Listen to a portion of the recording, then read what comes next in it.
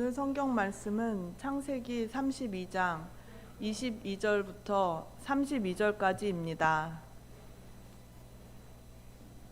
그 밤에 그가 일어나 자기의 두 아내와 두 여종과 11 아들을 데리고 얍복 여우를 건넜더라.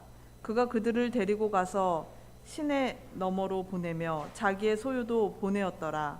야곱이 홀로 남았는데 어떤 남자가 날이 새도록 그와 씨름하다가 자기가 그를 이기지 못함을 보고 야곱의 넓적다리에 우묵한 곳에 손을 대매 야곱의 넓적다리에 우묵한 곳이 그와 씨름할 때에 위골되었더라. 그가 이르되 날이 새려 하니 나를 가게 하라 하매 야곱이 이르되 당신이 나를 축복하지 아니하면 내가 당신을 가게 하지 아니하겠나이다 하니 그가 그에게 이르되 너의 이름이 무엇이냐 하거늘 그가 이르되 야곱이니이다 하매 그가 이르되 너의 이름을 다시는 야곱이라 하지 아니하고 이스라엘이라 하리니 이는 너가 통치자로서 하나님과 견주며 사람들과 견줄 능력이 있어 이겼기 때문이니라 하니라. 야곱이 그에게 물어 이르되 원하오니 당신의 이름을 말해 주소서 하매 그가 이르되 어찌하여 너가 내 이름을 묻느냐 하고 그가 거기서 그를 축복함으로 야곱이 그곳의 이름을 브니엘이라 하였으니 이는 그가 이르기를 내가 얼굴을 마주 대하여 하나님을 보았으나 내 생명이 보존되었다 하였기 때문이더라. 그가 브누엘을 지날 때에 그의 위로 해가 솟았고 그는 넓적다리로 인해 절뚝거리며 걸었더라. 그가 오그라든 힘줄에 붙은 야곱의 넓적다리의 우묵한 곳에 손을 대었으므로 그런 까닭에 이스라엘 자손이 이날까지 넓적다리의 우묵한 곳에 있는 오그라든 힘줄을 먹지 아니하느니라. 아멘. 렘브란트의 천사와 씨름하는 야곱이라고 하는 그림이 있습니다. 이 그림은 독일 베를린 국립미술관에 전시되어 있습니다. 이 작품은 네덜란드의 빛의 화가 렘브란트가 1660년에 그린 작품입니다. 렘브란트는 성공과 명성을 얻었지만 아내를 잃고 많은 자녀들을 잃습니다. 재산도 다 잃었습니다. 그리고 말년에는 성경 한 권만 끼고 살았다고 합니다.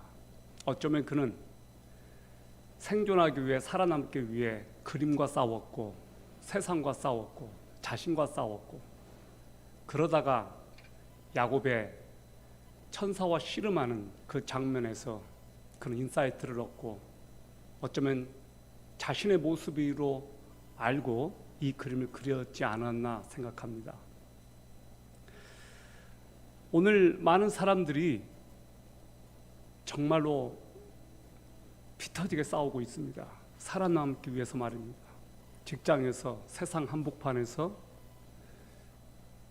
수많은 청년들이, 직장인들이 말 그대로 살아남기 위해서 영혼을 팔고 때로는 거짓말도 해가면서 안이 꼽고 더러워도 처자식들 때문에 살아남아야 되니까 직장 생활을 하는 사람들이 의외로 많습니다. 오늘 여러분 이 자리에는 생존을 위해서 몸부림치는 사람들이 없습니까? 예수 믿는 사람들에게 가장 큰 고민이 있다면 뭘까요? 예수 믿는 사람들에게 가장 큰 고민은 믿는다고 하면서도 아직 안 변했다는 것 아닐까요? 나는 예수 믿고 변한 줄 알았는데 아직 안 변한 겁니다. 믿는다고 해서 그렇게 알고 있었는데 교회에서는 믿는 것 같은데 가정으로 돌아가 보면, 사회로 돌아가 보면, 직장으로 가보면 여전히 나의 변화되지 않는 모습들이 노출되고 평상시에는 괜찮은데 누군가가 나를 건들면, 나를 자극하면 발끈하고 일어나는 우리의 모습을 봅니다. 우리는 내가 아직 변하지 않았다는 것을 내가 알고 내 가족이 알고 내 주변 사람들이 압니다. 여러분은 변화되셨습니까? 여러분은 변화되셨다면 얼마만큼 변화가 되셨습니까? 우리는 변했습니다. 그러나 아직 멀었습니다. 우리는 과정 중에 있습니다. 저는 야곱 이야기를 읽으면서 야곱의 이름이 이스라엘로 바뀌는 그 장면에서 하나님께서 우리를 변화시키실 때 야곱처럼 이런 방법을 사용하시는구나 라고 하는 것을 오늘 성경 말씀을 통해서 발견했습니다. 야곱의 삶에서 가장 두려운 순간이 왔습니다. 바로 야복 나루에서 홀로 남았는데 이제 그는 그토록 20년 동안 만나기 싫었고 그러나 언젠가는 만나야만 했던 에서를 만나기 직전에 와 있습니다. 자기가 형에게 550마리나 되는 어마어마한 짐승 선물을 갖다 바치는데 종으로부터 그런 보고를 듣습니다. 당신의 형 에서가 400명이나 되는 군대를 데리고 오고 있습니다. 그 말을 들었을 때 여러분이 야곱이었다면 어떤 심정이었을까요? 아마 심정이 멋지 않았을까요? 형이랑 이제 화해하려고 왔는데 형이 자기를 공격하려고 400명이나 데리고 온다는 겁니다. 사실 형 에서는 야곱을 공격하려고 지금 400명의 군대를 데리고 온 것이 아니었습니다. 그런데 야곱은 그것을 지금 모르기 때문에 겁나는 거예요. 여러분, 우리가 가끔 이런 경우가 있어요. 상대방은 그렇게 생각하지 않는데 나는 그것 때문에 겁을 먹는 거예요. 내가 오해한 거예요. 지금 야곱이 그렇습니다. 바로 그런 상황에서 야곱은 지금 야복나루에서 형을 만나기 전에 마지막 하나님과 혼자만 남았습니다. 지금까지 그의 적수는 에서와 라반이었습니다. 그리고 라반하고는 관계를 풀었습니다. 불가침 계약을 맺었습니다. 그런데 이제 그는 마지막으로 풀어야 될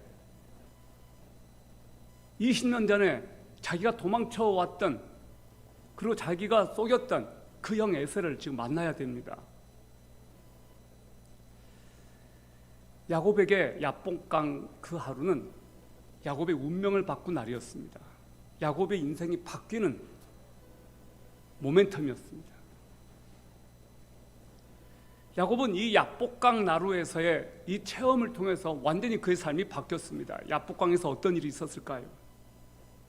바로 그곳에서 하나님을 만난 겁니다. 천사와 씨름한 겁니다. 그 천사가 누구였느냐? 하나님이셨어요. 학자들은 이 천사가 예수 그리스도라고 말합니다. 야곱은 예수 그리스도와 씨름한 거예요. 자기 인생의 가장 중요한 순간. 여러분, 우리는 우리 자존심이 살아있고 우리는 변한 것 같은데 어떤 때 보면 부끄러운 행동들을 해요. 우리는 어떤 환경에 처하면 본능적으로 우리를 보호하려고 합니다. 우리가 변화되지 않았다면 야곱의 이런 경험을 통해서 야곱이 변화되기 위해서 그에게 어떤 일이 일어나야만 했는가, 이것을 같이 한번 관찰해 보지 않을까요? 또 야곱이 변했던 것을 통해서 하나님께서 나를 변화시키기 위해서 어떤 방법을 사용하시는지 야곱을 통해서 저와 여러분이 한번 묵상하는 시간을 가졌으면 좋겠습니다. 와, 나에게도 이런 변화가 좀 있었으면 좋겠다. 이런 소망이 여러분에게 있었으면 좋겠습니다. 첫 번째, 하나님께서 나를 변화시키기 위해서 어떻게 하시는가? 막다른 골목까지 우리를 몰아가심으로써, 막다른 골목까지 우리를 몰아가심으로써 하나님은 우리의 변화를 시도하십니다. 야곱은 에서를 두려워했습니다. 에서가 400명의 부하를 데리고 오고 있다는 이것을 들었을 때 그는 두려웠어요. 형은 전혀 공격할 의도가 없었음에도 불구하고 20년 전에 아버지를 속이고 형에게 갈 축복을 가로챈 것 때문에 늘 야곱의 마음속에는 형에 대한 그 미안함, 형을 속인 것에 대한, 그리고 형이 자기를 안갚음하려고 하는 그 복수를 하려고 할 것에 대한 두려움이 늘 있었어요. 여러분에게 두려움 없습니까? 여러분에게도 어떤 두려움이 있을 거라고 봐요. 어떤 사람에 대한 두려움. 여러분, 남편이 아내를 두려워할 수 있습니다. 사람들에게 다 이런 두려움들이 있어요. 근데 그 두려움을 언젠가 또 풀어야 됩니다. 그래서 이 야곱이 어떻게 합니까? 야곱이 이제 드디어 에서를 만나러 가는데 에서가 400명이나 데리고 온다는 말 듣고 두 떼로 나눕니다. 일행을 두 개로 나눠요. 에서가 한 떼를 치면 한 떼가 피하게 하려고, 그리고 자기는 가장 마지막에 가려고 다 먼저 종들과 두 아내 그리고 두 첩 먼저 보내고 자기는 마지막에 있습니다. 자, 그리고 이미 야곱은 에서에게 550마리나 되는 짐승 선물대를 먼저 보냈습니다. 여러분, 어마어마하지 않아요? 한번 상상해 보세요. 550마리예요. 암소, 암나귀, 뭐 또 암양, 순양, 수염소 550마리 다 보내놓고 나서 형이 혹시 나의 예물을 받고 그 마음을 좀 누그러뜨려서 나를 받아주지 않을까라고 하는 그런 믿음을 갖고 그렇게 한 거죠. 그런데 그 계획이 효과를 낼지는 야곱마저도 확신할 수 없었습니다. 그는 여전히 겁을 먹고 있었어요. 여전히 두려운 밤이에요. 여러분은 두려운 밤을 보내본 적 있으세요? 이제 창세기 32장 22, 23절을 보세요. 야곱의 마음을 우리가 좀 읽을 수 있습니다. 그 밤에 그가 일어나 자기의 두 아내와 두 여종과 11 아들을 데리고 야복 여우를 건넜더라. 그가 그들을 데리고 가서 시내 너머로 보내며 자기의 소유도 보냈더라. 여기에서 소유는 에서를 달래기 위해서 이미 앞서 보낸 550마리의 그 가축대가 아닙니다. 그것 말고 개인 재산과 남아있는 가축을 또 보냈다는 거예요. 자, 이 정도면 야곱이 지금 어떤 심정인지 여러분 이해가 되시죠? 야곱은 지금 가족을 깨워서 야복강을 건넜습니다. 그런데 그는 잠을 이룰 수가 없었습니다. 그런데 그 밤에 그의 운명을 바꾸는 일이 일어납니다. 여기 창세기 32장 24절을 보십시오. 야곱이 홀로 남았는데 어떤 남자가 날이 새도록 그와 씨름하다가 자기가 야곱을 이기지 못함을 보고 야곱의 넓적다리의 우묵한 곳에 손을 대매 야곱의 넓적다리의 우묵한 곳이 그와 씨름할 때 위골되었더라.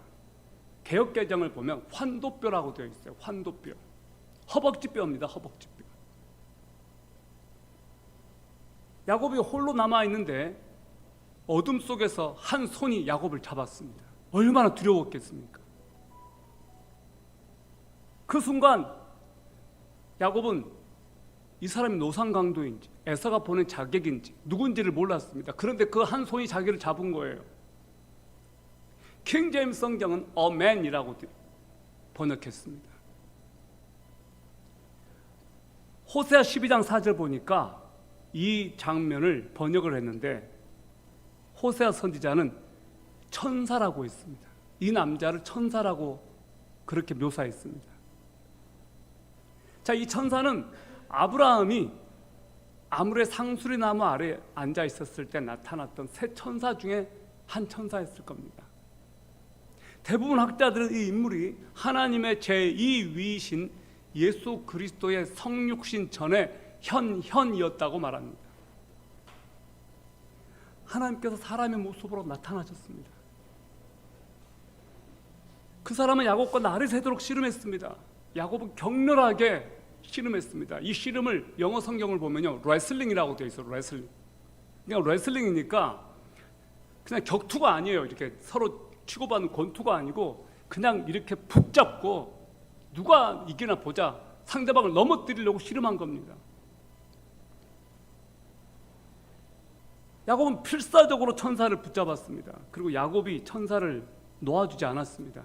얼마나 천사에게 매달렸으면 천사가 야곱의 환도뼈를 부러뜨렸을까요? 그러니까 하나님께서 야곱을 이기지 못한다는 것을 알고 환도뼈를 쳐버린 겁니다. 여러분, 이 장면을 한번 생각해 보자면 이것은 여러분의 상상력에 맡기겠습니다만 여러분이 그렇게 생각 안 할 수 있지만 이렇게 말해서 너무너무 죄송하지만 하나님이 언페어하잖아요. 하나님이 치사하게 환도뼈를 그냥 쳐버리잖아요. 여러분, 하나님은 공정하지 않습니다. 우리가 생각하는 하나님은 공정하시고 모두에게 다 공평하시고 그래야 되는데 하나님은 그렇게 안 보일 때가 있어요. 우리가 볼 때는 이렇게 해주셔야 되는데 왜 그렇게 하지 않으시냐는 거예요. 여러분, 여러분이 생각하는 하나님하고 하나님이 다릅니다. 우리는 하나님 우리 기준으로 생각해요. 우리 기준에 맞게 하나님이 움직이셔야 된다고 생각해요. 근데 그렇지 않습니다. 하나님은 항상 옳습니다. 우리가 틀렸습니다. 여러분이 옳은 게 아니고 여러분의 생각, 여러분의 가치, 여러분의 기준이 옳은 것이 아니고 하나님은 항상 옳습니다. 야곱을 이렇게 꺾으셨든 환도뼈를 치든 그거 하나님께서 하신 일입니다. 하나님이 옳습니다. 틀린 것이 아니라고요. 하나님께서 야곱을 이기지 못한다는 걸 아시고 야곱의 환도뼈에 손을 대셔서 야곱이 절뚝거리게 됐습니다. 이 순간부터. 여러분, 오늘 이 장면에서 좀 특이한 것이 있는데 뭐냐면요, 야곱이 싸움을 건 것이 아니었다는 겁니다. 그 천사가 먼저 야곱에게 싸움을 걸어왔습니다. 그 천사가 먼저 야곱을 붙잡았다는 겁니다. 제 말 이해가 되십니까? 야곱이 먼저 싸운 게 아니었다고요. 아더 핑크라고 하는 신학자가 이렇게 말했습니다. 이 부분에서 야곱은 축복을 받으려고 이 사람과 씨름한 것이 아니었다. 그 사람이 야곱에게서 어떤 목적을 이루시기 위해 그와 씨름하신 것이다. 이 목적이 무언가에 대해서는 저명한 주석가들이 동의하고 있는 것인데 그것은 야곱을 자신이 아무것도 아니라는 의식 상태까지 떨어뜨리고 그로 하여금 그가 얼마나 초라하고 무력하고 무가치한 피조물인지 알도록 하기 위한 것이었다. 그리고 그것을 통해서 우리에게 인지된 약함 속에 우리의 힘이 존재한다는 중요한 교훈을 가르치기 위함이었다. 여러분, 잘 들어보세요. 천사가 하나님께서 야곱에게 싸움을 걸어오셨고 야곱과 씨름하셨고 야곱을 넘어뜨리셨습니다. 하나님께서 작정하고 찾아오신 거예요. 그 밤에. 여러분이 어떤 길을 가려고 했을 때 하나님께서 기뻐하시지 않는다는 것을 알았음에도 불구하고 고집을 부린 적이 혹시 있지 않으셨습니까? 그리고 여러분이 그렇게 고집을 부렸을 때 그분께서 여러분을 돌아오도록 하기 위해 여러분에게 어떤 방법을 사용한 적이 혹시 없었습니까? 예를 들어서 여러분이 계속 고집을 부리니까 하나님께서 여러분을 돌아오게 하시기 위해서 교통사고를 당하게 한다든지 질병을 준다든지 갑작스럽게 가족 중에 누가 세상을 떠난다든지 실직한다든지 사업이 망하게 한다든지 그런 것 말입니다. 여러분 그런 경험 없으셨어요? 저는 있었어요. 내가 막 고집을 계속해서 부리니까 하나님께서 저를 치신 경험이 있었어요. 우리는 이런 일들을 겪어요. 하나님께서는 우리가 보기에 언페어하신 것 같은데 하나님께서 그런 방법을 사용하셔서 우리로 하여금 제정신이 들게 하시는 거예요. 제정신이 들도록 그렇게 사용하신다는 거예요. 다시 말씀드립니다. 우리는 우리가 옳은 것 같은데 지나놓고 보니까 우리가 틀린 거예요. 제가 처음에 직장 생활을 시작했을 때 신학대학원을 마치고 이제 기독교 회사에 들어갔습니다. 간사라는 직책으로 처음 들어갔습니다. 저희 상사가 있었습니다. 근데 그 상사가 너무너무 이상했어요. 너무너무 갈구는 거예요. 너무너무 힘들게 하는 거예요. 다른 동기들도 있었는데 저만 잡아요. 저만. 왜 저렇게 나를 힘들게 하나. 그때 너무너무 힘들었어요. 근데 어떻게든 살아남았습니다.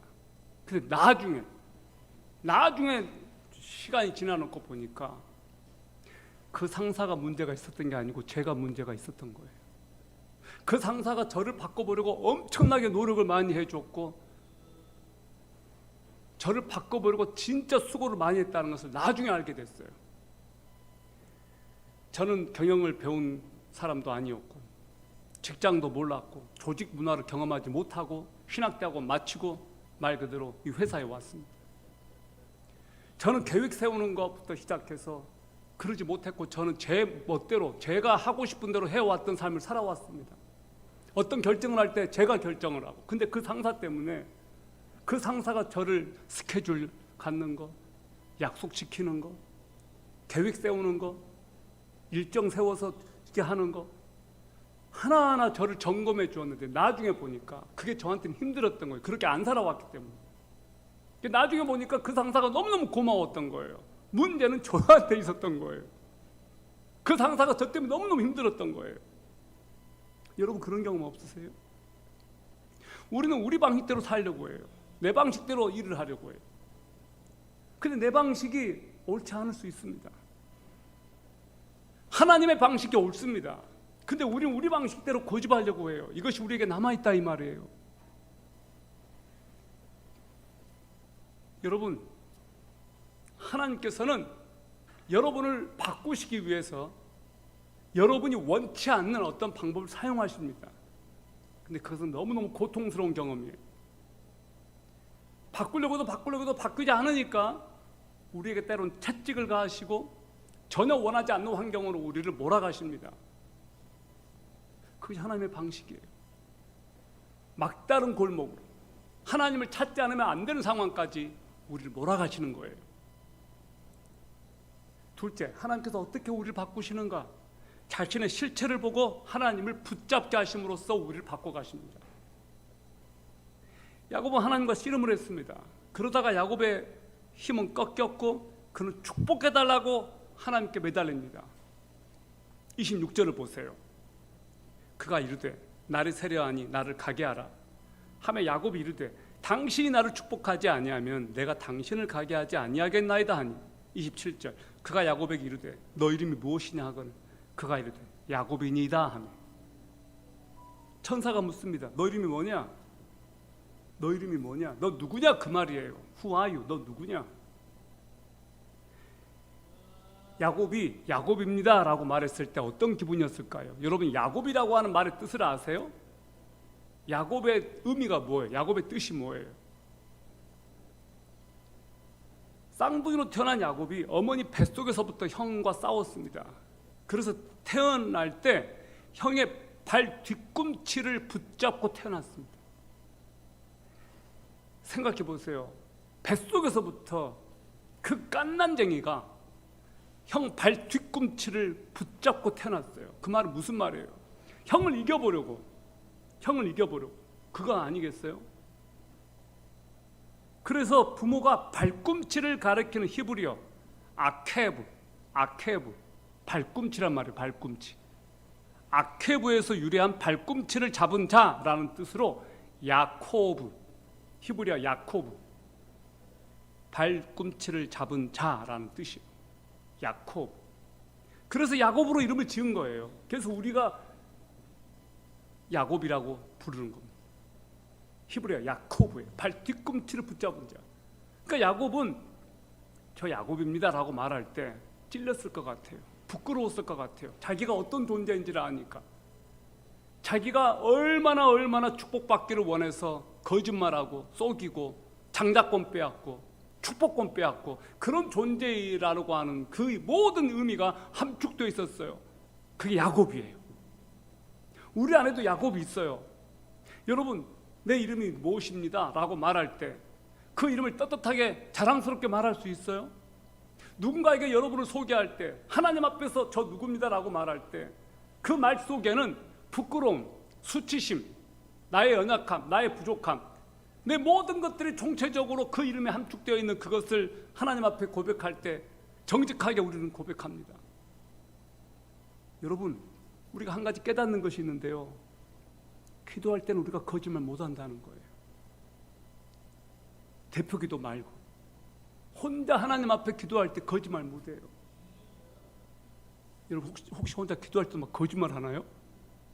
하나님을 막 속여보려고 하나님은 여러분의 마음과 중심과 폐부까지 다 살피시거든요. 기도할 때는 우리가 정직하고 그래서 기도할 때 울잖아요. 기도할 때 막 웃으면서 기도하나요 혹시? 우리 기도할 때 하나님 앞에서 속이지 못해요. 거짓말 못해요. 정직하게 돼요. 그래서 여러분 기도하라는 거예요.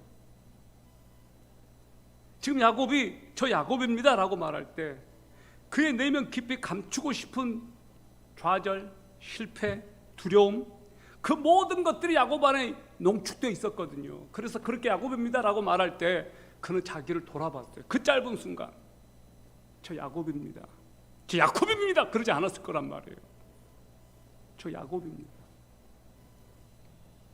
하나님께서 우리들 각자의 마음속에 깊이 숨겨둔 야곱, 그것을 하나님께서 여러분에게 보여달라고 하는 거예요. 너 누구냐? 너를 직시해라, 그거 아닐까요? 너를 직시해라. 너 누군지 알았으면 좋겠다. 여러분, 베드로가 예수님 만났을 때 예수님이 베드로에게 엄청나게 많은 그 고기를 낚여 주셨잖아요. 제 고향 추자도에서는 이렇게 고기가 엄청나게 만선을 하게 되면 말구리라고 그래요. 말구리. 만선했다 그 말은. 고기가 엄청나게 감당 못할 만큼 막 잡히니까 베드로가 예수님께 뭐라고 합니까? 너 깊은 데로 가서 그물을 던져. 그러니까 베드로가 순종했더니 그렇게 어마어마한 고기가 잡혔잖아요. 그때 베드로가 뭐라고 말한지 아세요? 예수님께 저 죄인입니다. 저 떠나주세요. 저 떠나주세요. 베드로가 하나님을 만났을 때 한 말이에요. 저 죄인입니다. 저 떠나주세요. 지금 야곱이 그런 것 같아요. 저 야곱입니다. 아직도 가야 할 길이라고 하는 책이 있어요. 스카펙이라고 하는 박사가 쓴 책인데요. 이 사람이 또 쓴 책 중에 하나가 거짓의 사람들이라고 하는 책이 있어요. 여기서 어떤 말 하냐면 악에 대해서 설명해요. 악, 이블. 악한 사람들을 나머지 모든 사람들과 확실하게 구별해 주는 것은 그들이 특정한 유형의 고통으로부터 부득부득 피하여 달아나려 한다는 사실이다. 그들이 참을 수 없는 고통은 특정한 고통 하나뿐이다.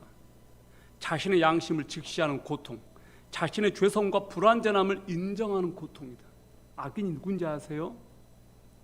자신의 양심을 직시하는 그 고통과 맞닥뜨리지 않으려고 한다는 거예요. 쉽게 말하면 자신 안에 있는 악을 인정하려고 하지 않는 것이 악인의 특징이에요. 시편 기자가 뭐라고 말합니까?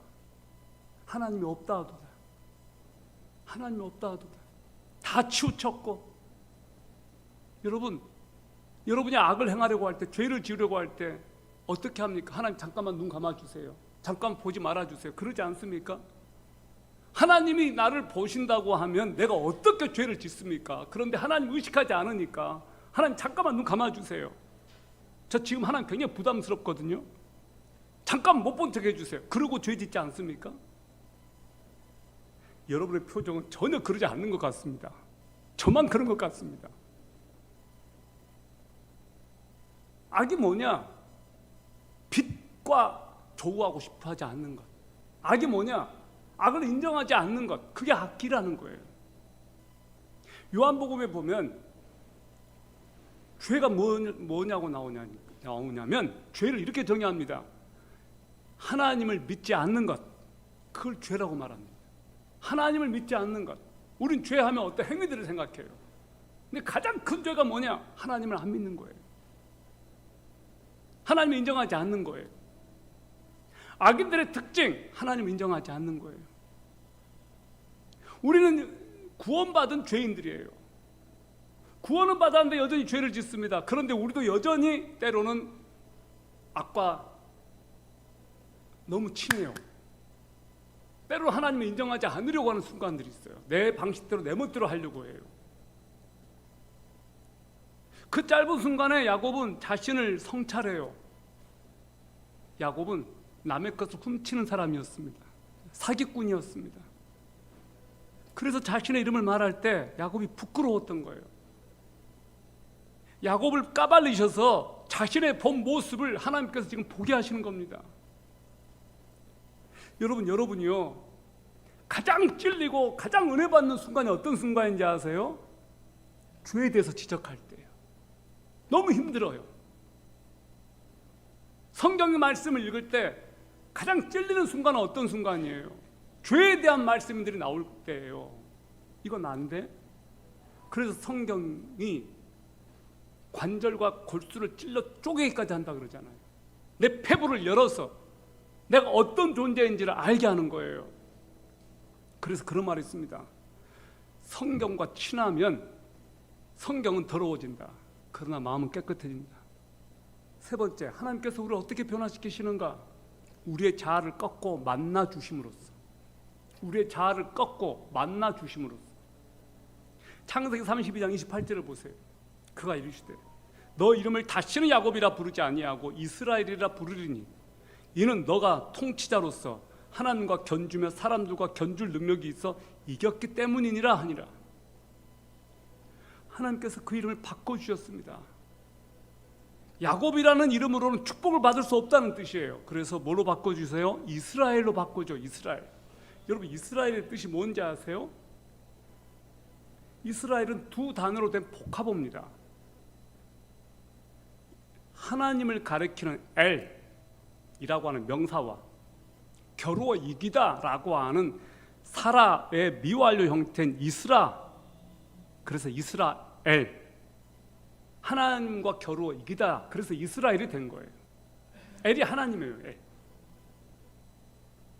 하나님께서 야곱에게 이스라엘이라는 이름을 주시면서 이렇게 말씀하셨습니다. 이는 너가 통치자로서 하나님과 견주며 사람들과 견줄 능력이 있어 이겼기 때문이니라. 이겼다는 거예요. 성경에서 유일하게 하나님과 싸워 이겼다라고 하는 이 표현은 여기에만 나와요. 야곱에게만 나와요. 놀랍지 않아요? 기러기 같은 그 야곱이 어떻게 하나님을 이겨요? 하나님께서 져주신 거죠. 하나님께서 져주신 거예요. 야곱이 하나님을 이길 수 있었던 이유는 하나님께서 야곱을 져주신 거예요. 야곱에게 져주신 거예요. 저는 제가 부끄러운 것이 하나 있어요. 부끄러운 거. 아빠랑 아들하고요 장난 삼아서 씨름하고 그러잖아요. 그럼 누가 이겨요? 누가 이겨요? 아빠가 이기죠. 근데 대부분 누가 이겨요? 아들이 이깁니다. 왜 그래요? 아빠가 져주니까요. 근데 저는 그 아들놈도 이기려고 막 했던 거예요. 그게 부끄러운 거예요. 나중에 다 져줬어요. 나중에 다 져줬거든요. 그걸 나중에 깨달았어요. 어느 아빠가 아들하고 싸워서 이기려고 그러냐고요. 하나님께서 야곱을 그렇게 사랑스러운 아들로 보신 것 같아요. 져준 거예요. 여러분, 야곱이라고 하는 이 옛 이름을 버리고 새로운 이스라엘로 하나님께서 바꿔주셨습니다. 거룩한 이름으로. 야곱이라고 하는 너 수치스러운 이름, 그 옛날 이름 버려. 내가 너를 새롭게 거듭나게 할 거야. 새로운 이름으로 줄 거야. 영광스러운 이름을 줄 거야. 너 나와 겨루 이겼잖아. 너의 모든 수치심, 너 안에 있는 모든 그 열등감, 그리고 그렇게 바득바득 형아가 싸워서 이기려고 하는 그 너의 옛 자 버려. 내가 너에게 새 이름을 줄게. 그래서 하나님께서 이름을 바꿔주신 거예요. 우리가 언제 바꾸느냐? 하나님께서 우리에게 찾아와 주셔서 내 자아를 꺾고 부수고 나를 새롭게 빚어가실 때 정체성이 바뀌는 거예요. 야곱에서 이스라엘로. 여러분, 성경은 요한복음 1장 12절에서 그분을 받아들이는 자, 곧 그분의 이름을 믿는 자들에게는 하나님의 아들이 되는 권능을 그분께서 주셨다라고 했습니다. 예수 그리스도를 자신의 삶 속에 받아들이는 자들에게는 뭐가 된다고요? 하나님의 자녀.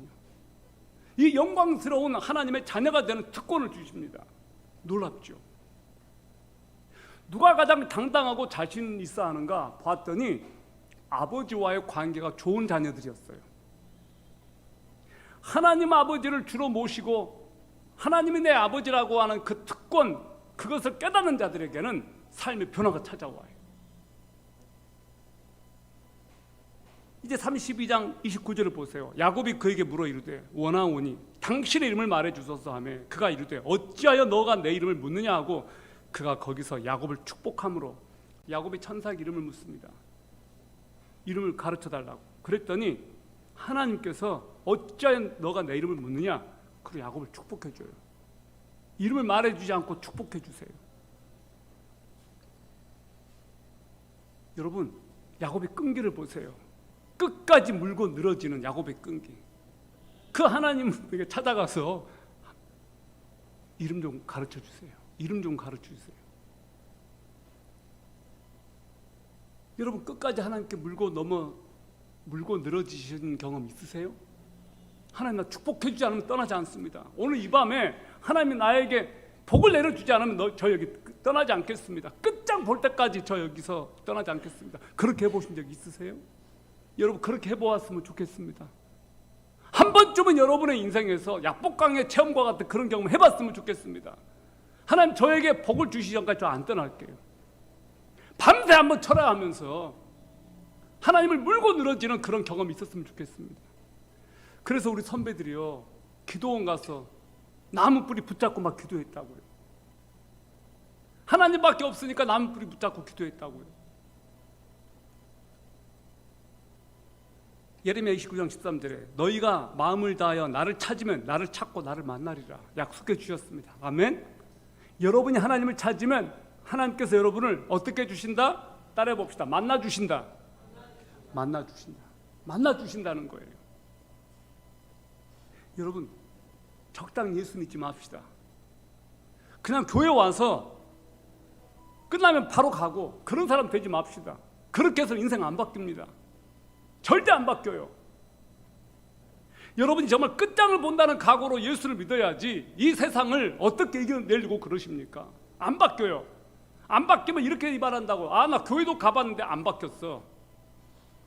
나 교회 많이 다녀봤는데 안 바뀌었어. 그런 분들이 많아요. 나 왕년에 소시적에 나 학생회장 청년회장에 있었어. 근데 안 바뀌었어. 그 왜 그래요? 하나님 못 만난 것 때문에 그래요.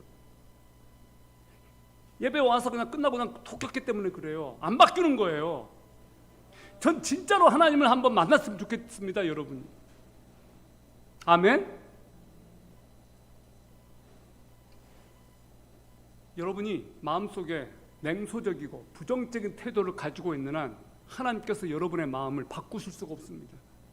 저는 그런 마음들이 부드러워져서 성령님이 부드러운 영을 여러분에게 부어주셔서 하나님을 만났을 때 여러분의 마음이 뽀얀 아이들 피부처럼 그렇게 하얀, 그렇게 순결한 그런 것처럼 마음이 부드러워져서 강팍했던 마음이 녹아져서 하나님, 저는 무슨 말씀을 하시든지 순종하겠습니다. 그런 마음으로 바뀌는 역사가 여러분에게 있기를 축원합니다. 아멘. 여러분 이제 32장 30절 31절을 보세요. 야곱이 그곳의 이름을 브니엘이라 하였으니 이는 그가 이르기를 내가 얼굴을 마주 대하여 하나님을 보았으나 내 생명이 보존되었다 하였기 때문이더라. 그가 브니엘을 지날 때 그의 위로 해가 솟았고 그는 널쩍 다리로 인해 절뚝거리며 걸었더라. 야곱이 하나님을 만났습니다. 그리고 그 만난 장소 이름을 뭐라고 지었습니까? 브니엘. 브니엘의 뜻이 뭐예요? 하나님의 얼굴. 하나님의 얼굴. 하나님을 만난 그 감격 때문에 그 장소를 야곱이 브니엘이라고 이름을 지었습니다. 하나님을 만난 거거든요. 야복강가에서. 근데 하나님을 만나긴 만났는데 이전하고 달라진 것이 있어요. 다리를 절어요. 다리를 절어요. 예전에 그렇게 건강했던 혈기왕성했던 야곱이 아니에요. 이젠 다리를 절어요. 앞에는 에서가 지금 자기를 만나겠다고 오는데 쩔뚝발이로 형을 지금 만나야 될 상황이 된 거예요. 여러분, 저는 우리가 쩔뚝발이가 될지언정 하나님의 은혜를 맛보고 하나님의 능력을 경험했으면 좋겠습니다. 바꾸실래요 한번? 주님, 저 쩔뚝발이 돼도 괜찮습니다. 하나님을 경험하고 하나님을 맛볼 수만 있다면, 하나님의 은혜를 완전히 바뀔 수만 있다면 저 그것까지 감수하려고. 그런 용기가 있으세요? 야곱은 바뀌었거든요. 하나님을 만난 대가가 너무 컸어요. 하나님의 축복을 받는 대가가 너무 컸어요. 근데 우리는요, 하나님 저 축복받고 싶지는 않은데 부담스러워요. 저 온전한 사람 되고 싶어요. 저 축복 차라리 안 받아도 괜찮아요. 사지 멀쩡한 사람 되고 싶어요. 그게 우리의 모습이에요. 안 꺾이는 거예요. 저는 우리가 진짜로 하나님을 만난다면 지금 야고보 쉽게 말하면 장애인이 된 겁니다. 장애인이 된 거예요. 근데 하나님을 만난 거예요. 살아계신 하나님을 만난 거예요. 야고보 인생의 위기에서 가장 결정적인 순간에 자기에게 가장 익숙한 방식으로 문제를 해결하고 있는데 그게 뭐냐? 하나님과 싸운 거 아닙니까? 근데 하나님께서 져주셨어요. 근데 그가 신체 장애를 안고 사는 조건으로 하나님의 축복을 받은 거예요. 야곱은 절뚝거리게 되는 장애인이 되었습니다. 그러나 놀라운 일이 벌어졌는데 그의 위로 해가 솟았어요. 이거 뭘 의미해요? 새로운 출발, 새로운 시작을 선언하는 의미로 하나님께서 해를 야곱에게 주신 거예요. 보여주신 거예요. 햇빛이 찬란하게 빛나는 그날, 야곱이 절뚝거렸지만 새 날이 시작되었다는 것을 보여준 겁니다. 하나님께서 야곱과 함께 하신다는 것을 자연을 통해서 보여주신 거예요. 다리는 절고 있는데 찬란한 태양이 자기를 비춰줍니다.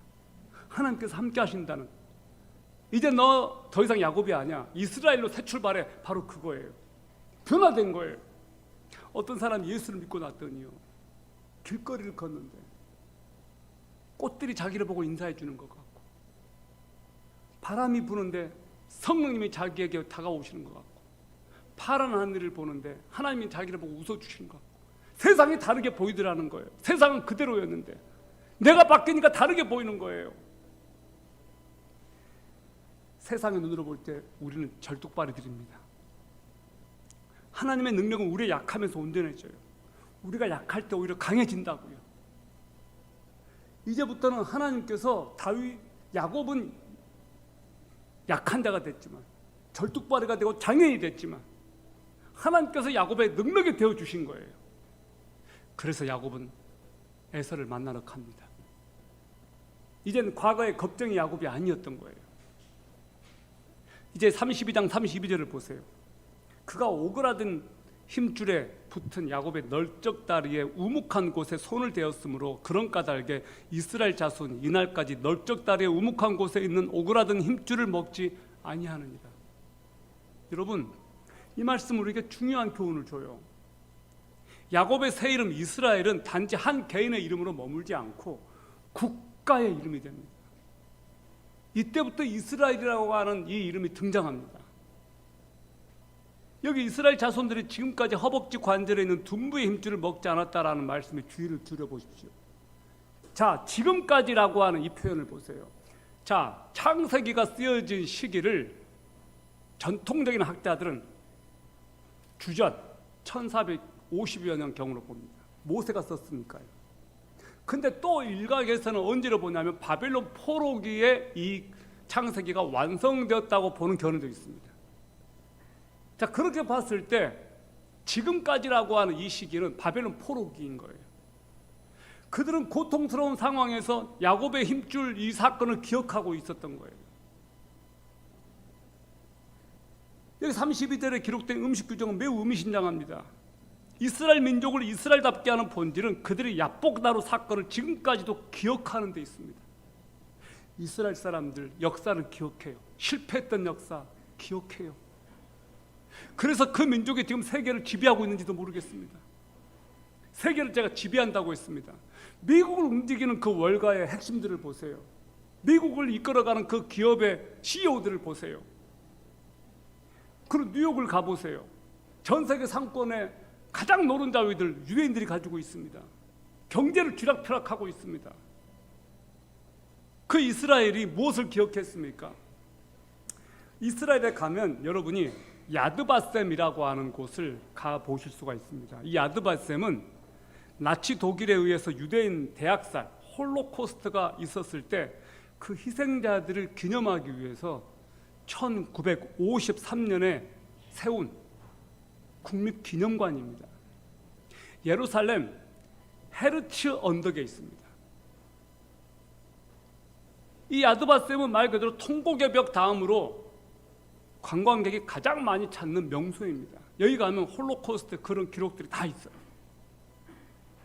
여러분, 우리나라 전쟁기념관 가보셨어요? 저 파주에도 있고 저기 고성에도 있습니다. 우리는 역사를 기억하고 있나요? 뼈아픈 그 6.25 역사, 과거에 그 실패했던, 처참했던, 비참했던, 우리가 저렇게 될 수밖에 없었던 그런 기억들을 가지고 있으면 어떤 현상이 일어나나요? 저것을 답습하면 안 되겠다, 그거 아니겠습니까? 이스라엘은 과거 자기들이 당했던 그 비참했던 것들을 다 기록으로 남겨놓고 후세들에게 가르치고 있습니다. 이거 보라고. 우리는 광화문 그쪽에 조선 총독부 건물이 있었죠. 그거 보기 싫다고, 일제잔지였다고 다 철거버렸습니다. 저는 그런 것들 남겨놨으면 좋겠어요. 우리가 일제에 이렇게 당했다라고 하는 것들을 다 남겨놨으면 좋겠어요. 그냥 죽창가 불러가고 막 그러면서 그렇게 미워하면서 배우질 않아요. 사랑하는 여러분, 우리가 과거에 실패했던, 처참하게 자기들을 반성하는 이스라엘을 왜 지금 공부하고 있습니까? 왜 야곱의 이야기를 우리가 지금 듣고 있습니까? 우리랑 피 한 방울 섞이지 않은 야곱, 우리와 전혀 무관했던 그 유대 민족의 이야기를 왜 우리가 지금 보고 있는데요? 이 이야기는 야곱만의 이야기가 아니고 하나님께서 나에게 주신, 야곱을 통해서 배우라고, 하나님께서 어떻게 일하셨는지 배우라고, 그래서 주신 건 아닙니까? 야곱의 후손 중에서 예수 그리스도가 오셨습니다. 예수 그리스도를 통해서 우리는 영적 이스라엘이 되었습니다. 이스라엘하고는 전혀 무관했던 우리가 예수 그리스도를 통해서, 야곱의 후손으로 오신 예수님을 통해서 영적 이스라엘이 되었고, 우리는 하나님의 축복을 받는 민족이 되었고, 하나님의 축복이 지금 여러분의 심장 가운데 지금 머물고 있습니다. 아멘. 이것이 놀라운 거예요. 이것이 은혜예요. 사랑하는 성도 여러분, 그리스도께서 우리에게 오셔서 영적 이스라엘의 후손이 되게 하셨습니다. 당신을 나의 주님으로 믿고 고백하는 모든 사람들에게 하나님께서는 참 이스라엘이 되는 놀라운 은혜를 주셨다고요. 우리는 이방인이었고 격까지 드렸는데 놀랍게도 접붙임을 받게 돼서 하나님의 은혜를 우리도 입게 됐고, 하나님의 선물을 받게 되었고, 기업이 되었어요. 천국을 상속받는 상속자들이 되었습니다. 이것보다 더 놀라운 일이 어디 있습니까? 그리스도를 나의 전 존재를 변화시키는 진정한 이름으로 우리가 받아들일 때, 우리가 야곱처럼 환도뼈가 부러지는 골절상을 입는 그 고통을 겪는다 하더라도 두려움에서 해방되고 새로운 태양이 비추는 거리를 당당하게 행진할 수 있는 하나님의 친백성으로 우리는 새롭게 시작할 수 있습니다. 그러므로 사랑하는 여러분, 저는 우리가 결코 교회 생활에만 만족하지 않고 적당히 세상에서 안정된 삶을 살려고 하지 말고, 구원받은 하나님의 자녀로서, 영적 이스라엘의 후손으로서 변화된 하나님의 백성으로 이 세상에서 승리하기를 소망합니다. 아멘. 당당하게 하나님의 말씀 앞에 하나님의 자녀로서 빛들로 세상에 드러나고 찬란한 태양빛이 비춰주는 그 하나님의 응원을 받으면서 여러분의 삶에서 과거 야곱은 잊어버리고 새로운 이스라엘로 믿음으로 하나님을 기쁘시게 하는 거룩한 행진을 하실 수 있기를 바랍니다. 주님께서 여러분의 삶의 변화를 시작하셨고, 만약에 여러분의 삶이 변화되지 않았다면 이 순간 이후로 변화된 삶을 살기를 소망합니다. 성령께서 여러분과 함께 하실 겁니다. 아멘. 기도하겠습니다. 하나님 아버지, 오늘 우리들에게 찾아오셔서 옛 야곱을 지워버리고 새 이스라엘로 새롭게 시작할 수 있도록 저희들에게 은혜를 주시기를 소망합니다. 하나님의 백성으로서 이 세상 한복판에서 이 세상과 타협하고 이 세상에 아부하면서 살지 않고 하나님의 말씀을 듣고 하늘로부터 들려오는 그 음성을 들으며 하나님의 백성답게 이 세상에서 승리하며 살도록 성령여 우리를 도와주시옵소서. 예수 그리스도를 통해서 하나님의 백성이 되고 이스라엘과 상관없이 살았던 우리가 이제는 영적 이스라엘이 되어서 이 마지막 세대에 하나님의 약속을 붙잡고 마지막까지 주님 오시는 그날까지 승리하는 당신의 백성들이 다 되도록 은혜를 더하여 주시옵소서. 예수 그리스도의 이름으로 기도합니다. 아멘.